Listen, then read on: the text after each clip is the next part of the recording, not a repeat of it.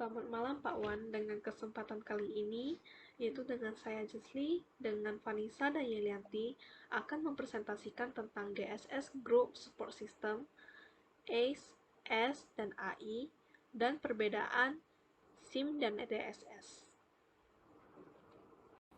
GSS atau Group Support System adalah satu lingkungan berbasis informasi yang mendukung pertemuan grup yang didistribusikan secara geografis dan tak permanen. Satu, permasalahan grup yang sering muncul. Dua, partisipasi berasal dari wilayah fungsional dan perspektif yang berbeda. Tiga, walaupun perbedaan dapat memperkaya tetapi dapat memperlambat pekerjaan. 4. Fenomena dominasi sebagian anggota, komunikasi antar personel yang jelek, takut berekspresi. 5. Adanya pelatih ekstensif dan bantuan profesional. Yang terakhir, jika jumlah tim bertambah akan menambah pelatihan dan anggota. Tujuan dari GSS adalah untuk meningkatkan produktivitas dan keefektifan pertemuan-pertemuan untuk mengambil keputusan. Kelebihannya adalah grup lebih memahami masalah daripada individu. 2. Grup lebih cepat menangkap kesalahan yang terjadi daripada individu. 3. Grup memiliki lebih banyak informasi. 4. Pencatatan otomatis, tidak perlu mencatat, mereka secara otomatis tercatat. 5. Kemampuan untuk rapat virtual, hanya perlu perangkat keras, perangkat lunak, dan orang-orang yang terhubung. Yang terakhir, paralel komunikasi, menghilangkan monopoli, memberikan peningkatan partisipasi keputusan yang lebih baik. Kekurangan GSS adalah tekanan sosial agar selalu menyesuaikan diri, menghabiskan waktu, prosesnya lambat, keterbatasan koordinasi perencanaan pertemuan yang jelek, kecenderungan anggota untuk mengandalkan saja yang lain dalam mengerjakan tugas. Keyboard keterampilan dikurangi partisipasi dapat mengakibatkan karena frustasi. Pelatih, kurva belajar hadir bagi pengguna, bervariasi dengan situasi. Persepsi pesan, kurangnya komunikasi verbal bisa mengakibatkan salah tafsir. Biaya-biaya infrastruktur untuk menyediakan perangkat keras dan perangkat lunak atau kamar atau konektivitas jaringan bisa sangat mahal. Keamanan terutama benar ketika perusahaan sewa fasilitas untuk GDSS. Juga fasilitator mungkin tingkat yang lebih rendah karyawan yang dapat membocorkan informasi kepada rekan. Kegagalan teknis, daya yang hilang, kehilangan konektivitas sangat bergantung pada bandwidth dan LAN atau WAN infrastruktur, baik sistem setup meminimalkan resiko ini. Contoh studi kasusnya dalam pertemuan GSDD umum yang menggunakan grup sistem dari University of Arizona.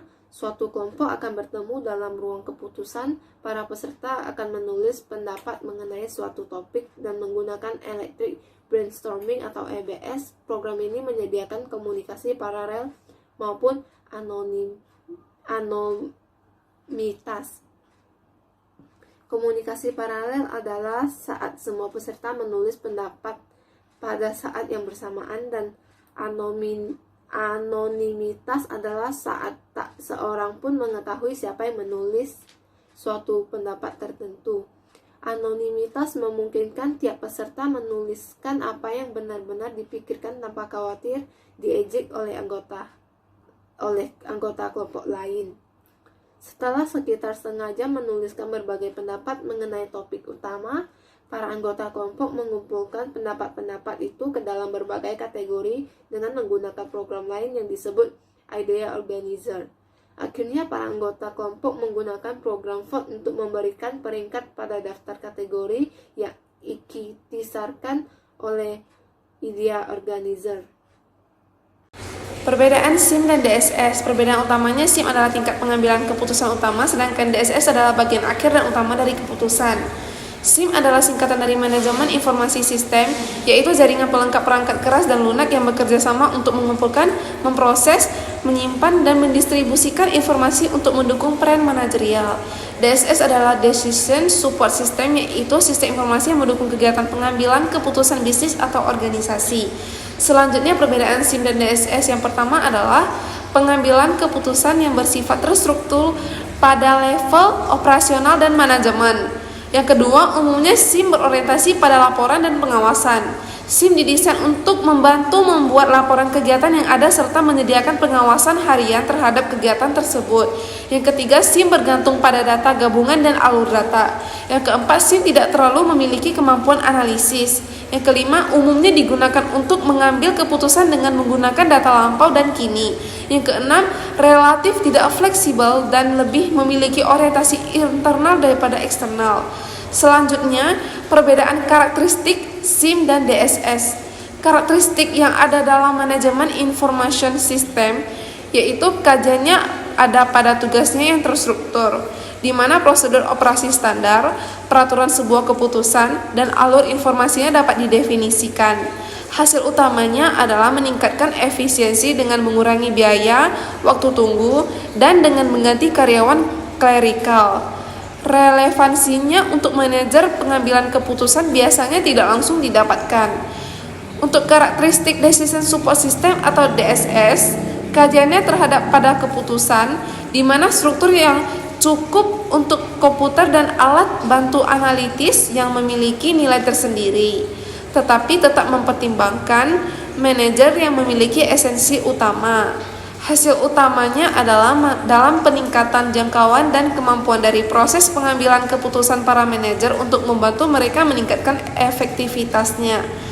Relevansinya untuk manajer dalam pembuatan tool pendukung di bawah pengawasan mereka yang tidak ditujukan untuk mengotomatiskan proses pengambilan keputusan tujuan sistem atau solusi tertentu. Dan sekarang akan dilanjutin oleh saya Jesli, yaitu bagian Executive Information System atau ACE. Disebut juga sebagai Executive Support System atau DSS.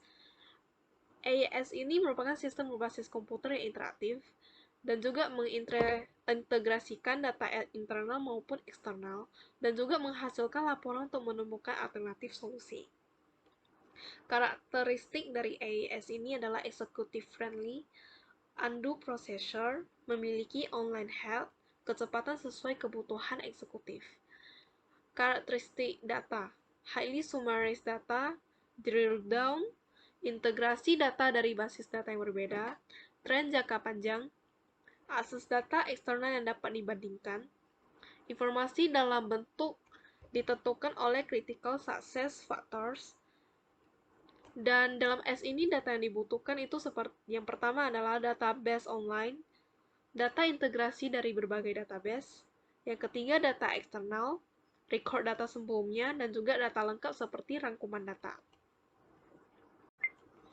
Dan sekarang adalah contoh studi kasus Executive Information System, yaitu AES.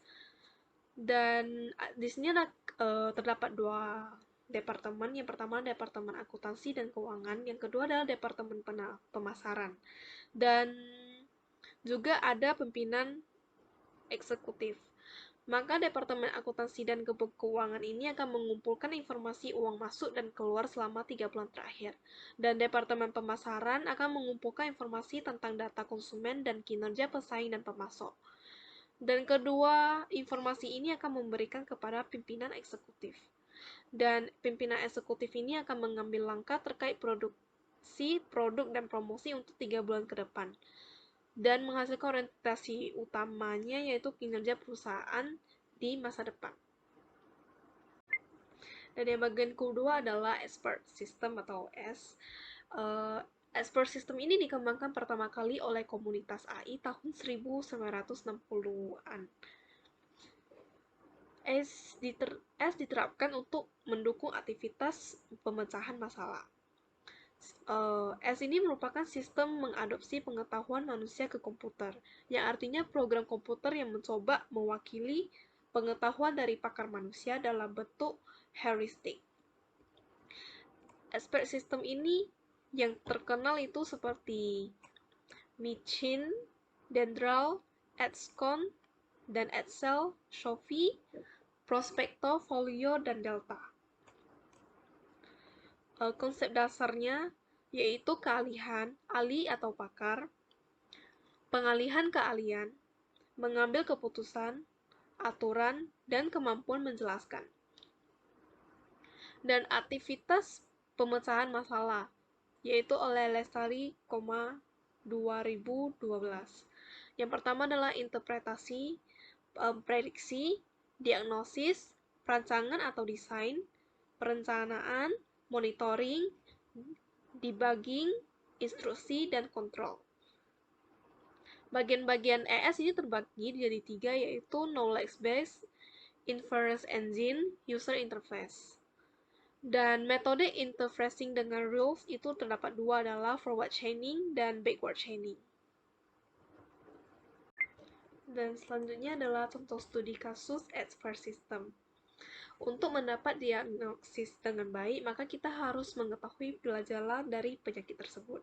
Yang pertama, gejalanya adalah kepala pusing, suhu badan tinggi, batuk dan pilek, badan lemas, demam lebih dari 3 hari, hasil cek darah menunjukkan positif Salmonella paratyphi, nyeri pada ulu hati, nyeri pada lambung. Obat yang disarankan paracetamol, antibiotik, multivitamin, obat anti mual, dan CTM atau obat tidur.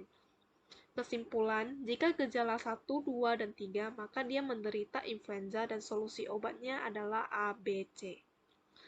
Jika gejala ditimbul 1, 4, 5, dan 6, dan maka dia menderita tipus dan solusi obatnya ABCDE. Jika gejala yang timbul adalah 1, 7, dan 8, maka dia menderita MA dan solusi obatnya adalah ABCD. Dengan menggunakan sistem pakar ini, kita dapat melakukan diagnosis penyakit influenza, tipus, dan MAS sehingga kita dapat melakukan pertolongan pertama pada penderita penyakit tersebut. Dan selanjutnya adalah Artificial Intelligence atau AI. AI ini diciptakan pada tahun 1956. Dan pada tahun 1960-an, Departemen Pertahanan AS menaruh minat. Dan pada tahun 1970-an, DARPA menyelesaikan proyek, dan tahun 2003, DARPA menghasilkan asisten pribadi cerdas. Dan tahun 1950-an sampai 1970-an merupakan jaringan neural. Tahun 1980-an sampai 2010-an adalah pembelajaran mesin, dan masa kini adalah pembelajaran yang mendalam. Dan alasan pentingnya AI. AI mengautomasi pembelajaran dan penemuan berulang melalui data, dan AI menambahkan kecerdasan pada produk-produk yang ada. AI beradaptasi melalui algoritma pembelajaran progresif, dan juga menganalisis data lebih banyak dan lebih dalam. Dan AI ini mencapai keakuratan mengagumkan, dan dapat memanfaatkan sebagian besar data. Penggunaan AI ini dapat untuk layanan kesehatan, retail, manufaktur, dan juga perbankan, atau lainnya. Cara kerja AI adalah pembelajaran mesin, jaringan neural, pembelajaran mendalam, komputasi kognitif, visi komputer, dan juga pemrosesan bahasa alamiah. Teknologi yang mendukung AI ini merupakan unit pemrosesan grafis, Internet of Things, algoritma lanjut, antarmuka pemrosesan aplikasi, visi komputer, dan juga pemrosesan bahasa alamiah.